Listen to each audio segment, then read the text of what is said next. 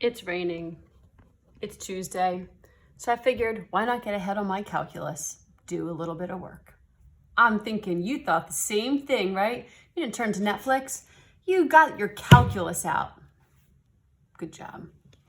So today I am scratching the packet or the few problems that I put out on Monday. I was going through them. They were so much work. And I was like, this is just ridiculous. There's no way you guys are going to fight through it. And I don't blame you. It was crazy. So we're going to switch gears a little bit. We already reviewed taking derivatives before the break. And then I did Euler's method on Monday. Technically Tuesday we didn't have class. So now on Wednesday, we're going to do AP or College Board put out a lesson on kind of bridging the gap between A, B, and BC and moving from differentiation to integration. So the packet that I put out for today is cool, and it has actually 2 sections of rules that I would cut out if I were you and put them with your stuff. I haven't made a sheet yet. I don't really know what to make. I feel like maybe that is something that you should do, whatever, helps you. I would do that sooner rather than later, or maybe as you come across things that you don't remember how to do and you have to look them up, you put that all, you rewrite it all in one spot so you've got everything together. So today when we go through, I'm just going to show you. The packet starts with this. So we have some derivative rules that I highlighted, and I would put this aside and keep this like around all the time, so I always had it. Then we're going to move on. I'm going to do these problems. I'll do the video for them in a minute. And then we've got integration rules. So now we're going to move on to the integration stuff and go through those. And then there's a free response question. There are 2 of them, I think. Yeah, 2 of them. So I'll probably split this into 2 videos. So you can hopefully split your time between these 2 things. But I know it's a lot of work, but we'll be done May 12th. And that'll be it. So consider yourself stockpiling a little bit. And like, I didn't sign up for this class. Just kidding. I know no one signed up for the quarantine, so it's a lot, but I believe in you. Just take a sniffy sticker out and put it on your work and just like smell the strawberries and get excited about doing calculus. I don't know. But anyway, here we go.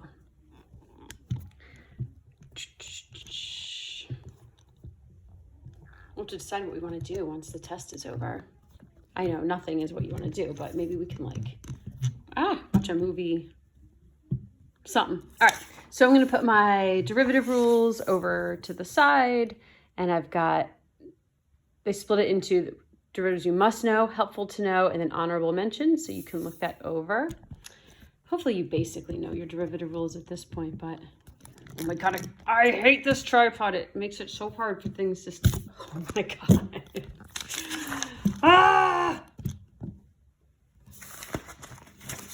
Okay.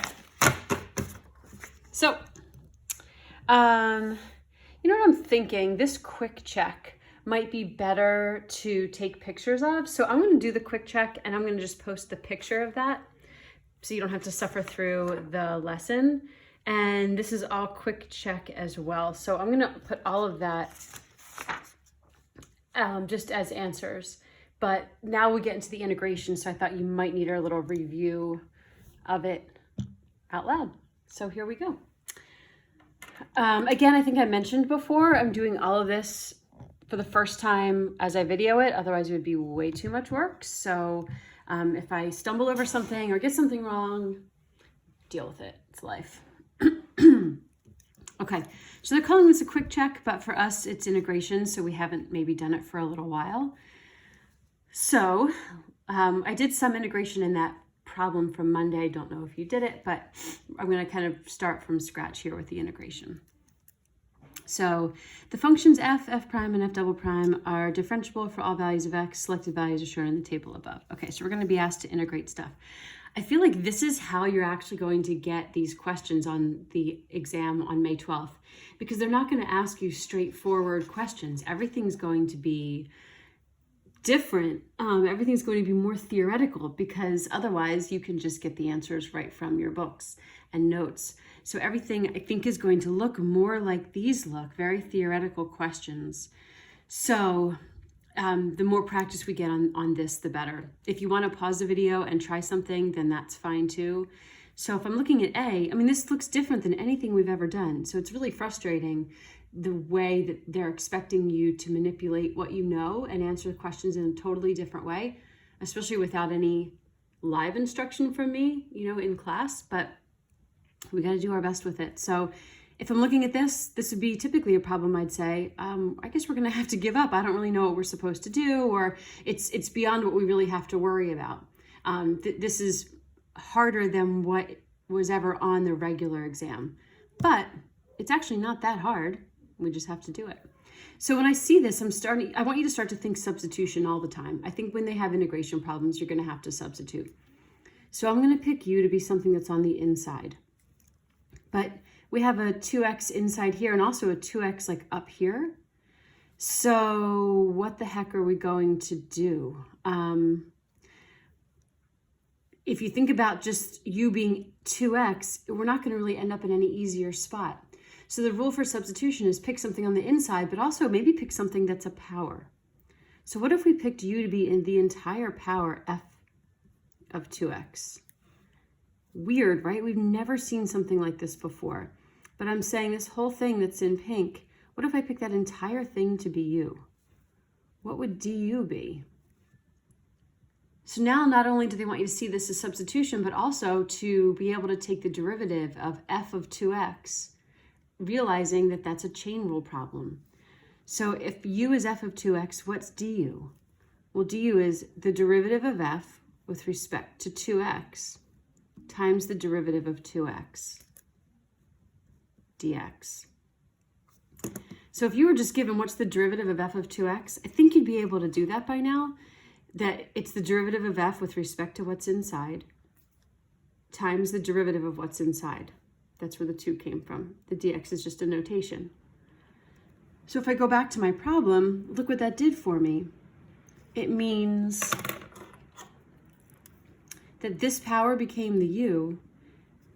I don't have a 2 in this problem, but I do have an f prime of 2x and a dx. So if I just insert in a 2, and therefore multiply by a 1/2 out front, I can rewrite this as 1/2 times the integral of 2 f prime 2x dx. That's all of my du, and then e to the u, so e to the u du.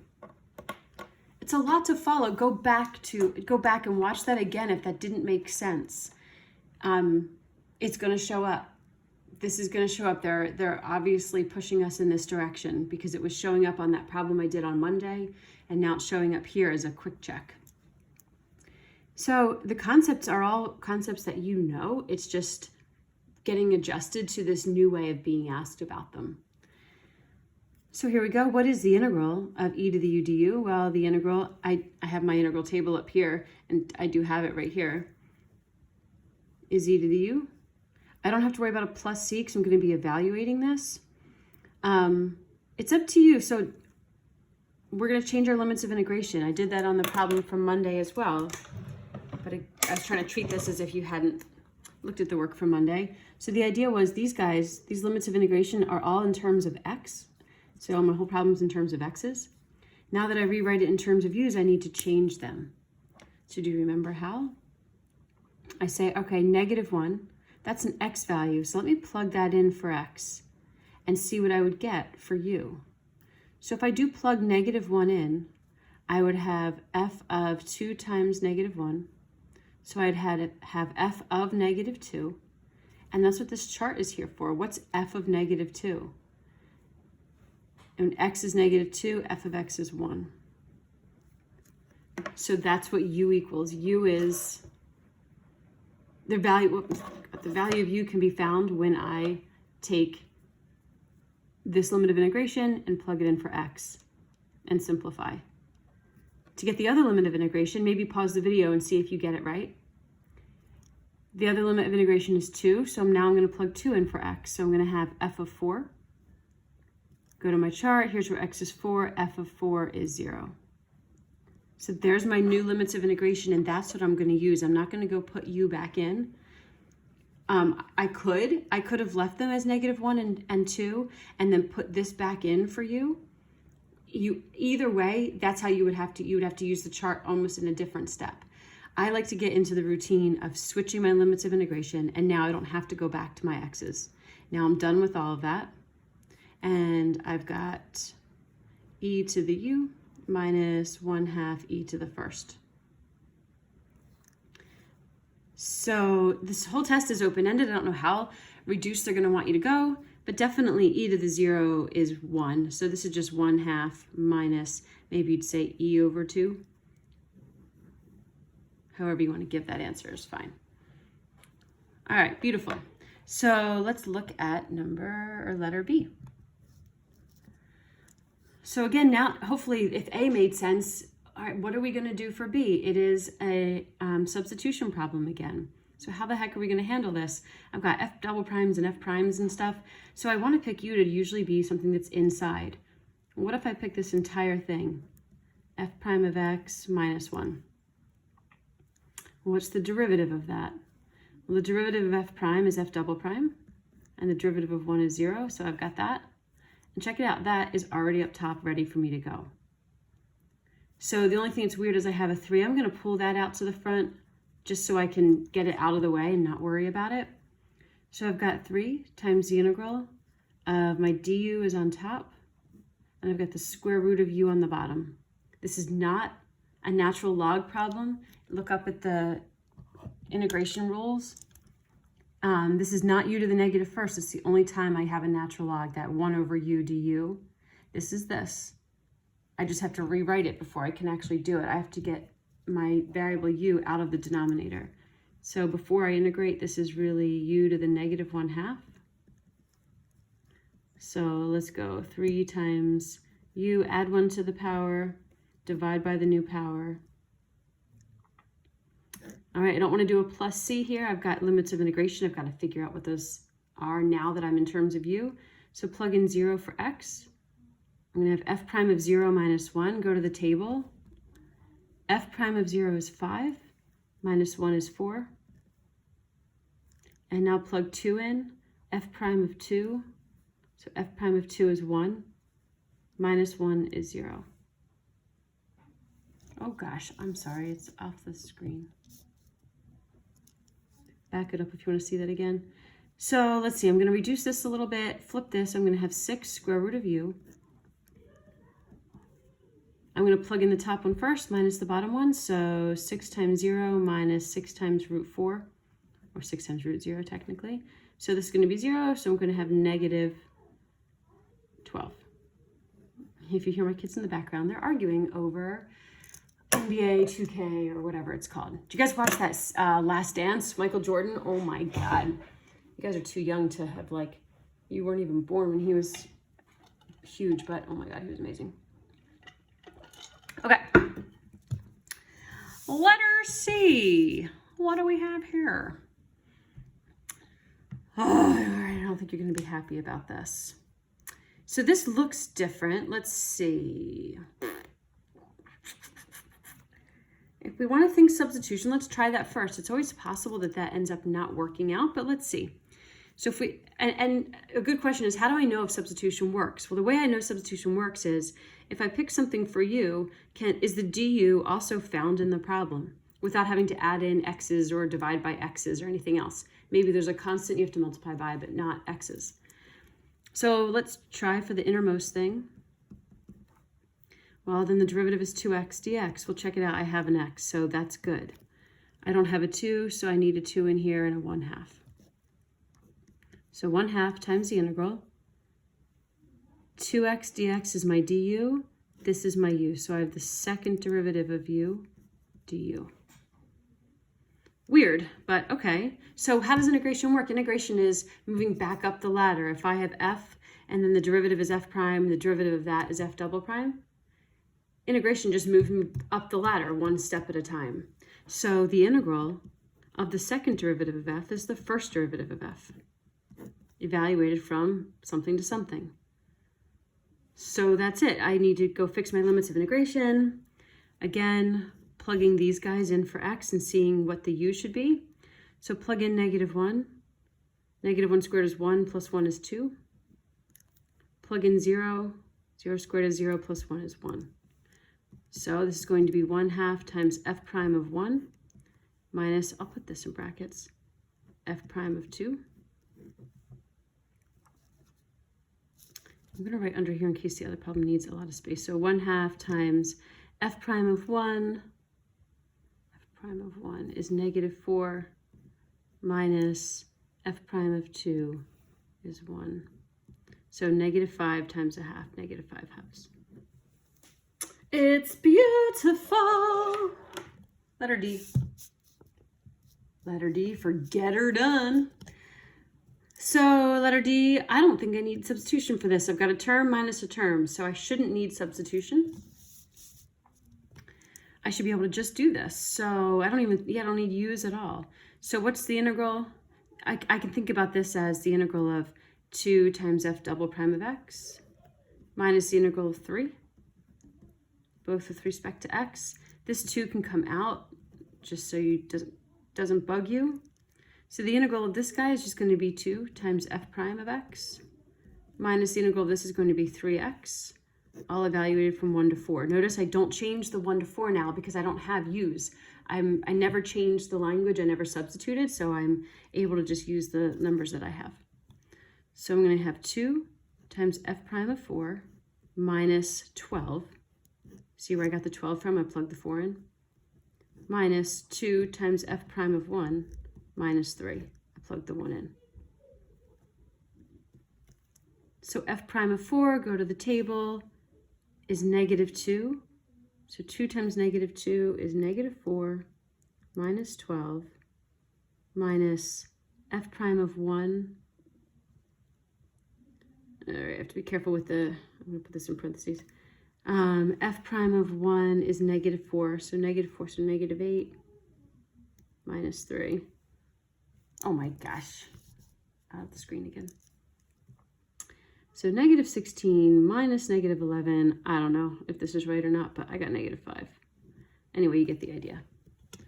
Yay, we did the quick check. Moving on. Quick check number 5. I'll do this, and then I'll take a break and go try the free response in a minute. I hope your other classes are realizing that you're taking AP tests and they back off.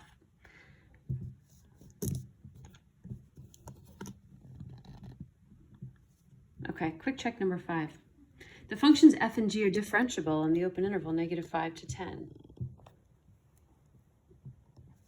The graphs of f and g prime. So I always make sure I double check what I'm looking at. This is plain old f. This is g prime. So this is a derivative, that's a function. The areas bounded by the graph of f and the x-axis are labeled in the figure.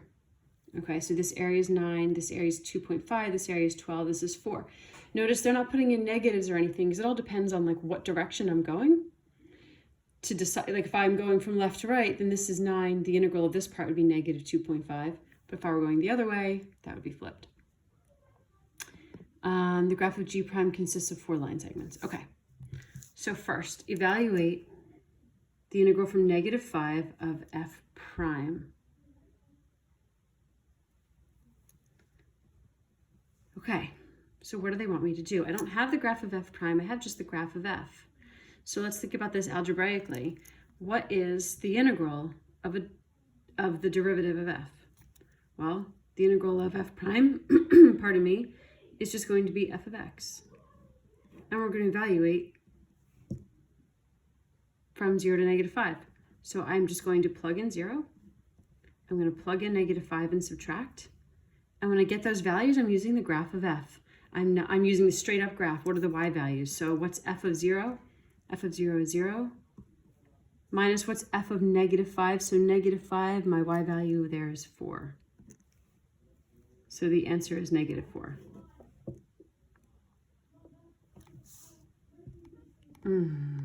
My kids are fighting and I want to, I don't know what, be in a house without kids. Okay, part B. You might be able to do part B yourself too if you want to pause it, but I mean, I'm looking at this. This looks like a substitution problem again. Looks like if I pick that to be u, I'm going to have a du here. So this might work out. So u is going to be 4 sine x. du is going to be 4 cosine x with respect to x. Oops. Oh my God, they're so annoying. Okay, so we've got the integral. I need a 4 in here, so I need a 1/4. So my du is going to be this, and this is going to be the second derivative of g dx. So integration takes me up a level, so I have 1/4 times g prime of x, and I'm evaluating from pi over 6 to pi over 2, but I'm not because whoops, sorry, my kid's distracting me. This is g of u. So I changed to u language. So my limits of integration need to change as well. So we got to remember our trig. So we plug pi over 6 in for x to get what u is. So 4 times the sine of pi over 6. Pi over 6 is here. The y value is 1/2. So 4 times 1/2 is 2. And then plug pi over 2 in. What's the sine of pi over 2? Sine of pi over 2 is 1. 1 times 4 is 4. So there's my limits of integration. So I've got 1/4 times g prime of 4 minus 1/4 times g prime of 2. Notice this time I distributed the 1/4 through. It's really up to you whether you want to keep the 1/4 in parentheses and not have it here so it gets distributed. Get your answer and multiply by 1/4, or have it times both. It just, I don't even think about it. And clearly I'm not consistent. I'll put it wherever I feel like. Okay, so 1/4 times the derivative of g at 4. Well, I have a graph for the derivative of g, so I don't even need to do a whole lot of work here. G prime of 4 is 2. This is 1/4 times 2. G prime of 2 is 0. So I really just have 1/4 times 2 minus 0. I have 1/2. All right, letter C. Okay, evaluate the integral from -5 to 5 of g prime of x. So it would be awesome to think that I could just say, oh, right, well, the integral of a derivative is just g of x. So this is going to be g of x evaluated from -5 to 5. So I'm going to have g of 5 minus g of -5. But there's a problem, because if I try to go analyze that, I don't have g anywhere. I only have g prime. So I only have the graph of g prime. I can't actually find out what g of 5 is and g of -5 is. So that was not the way to handle that. I can't really look at it analytically that way.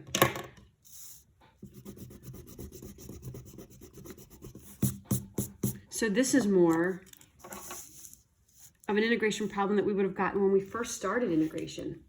So this is saying, what's the area under the curve of g of x from -5 to 5? Since I can't do it the other way because I can't figure out what g of 5 and g of -5 are, the only other option is to say, well, what's the area under the curve from -5 to 5? So -5 to 5. This is not a Riemann sum or anything. It's just finding the area of those spaces. So let's see, do I need to use g again? No. I'm just making sure I don't need to use that graph again before I write all over it. I'm good. So I want to find the area of this triangle, the area of this triangle, the area of this triangle.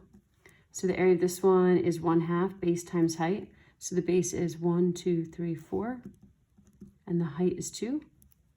So the area of this triangle is 4. The area of this little one is 1/2 times the base, which is 1, 2, 3, times the height, which is 1. So this triangle is 3/2. And then that triangle in there is 1/2 times the base times the height. The base is 1, 2, 3. The height is 1, 2, 3. So this is 9/2. So if I want the integral from -5 to 5, so I'm going from left to right, because I always read from the bottom to the top, I'm going to have the area of 4. I'm going to have plus a negative area of 3/2, because that part was below the x-axis, plus a positive area of 9/2 because that's above the x-axis. So put that all together. I'm going to have 4 plus 6/2. Just put them together because it's easier. So that's 3. So I'm going to have 7. All right. And the last one in this quick check, I think this one you could totally do by yourselves. So try it. Push pause.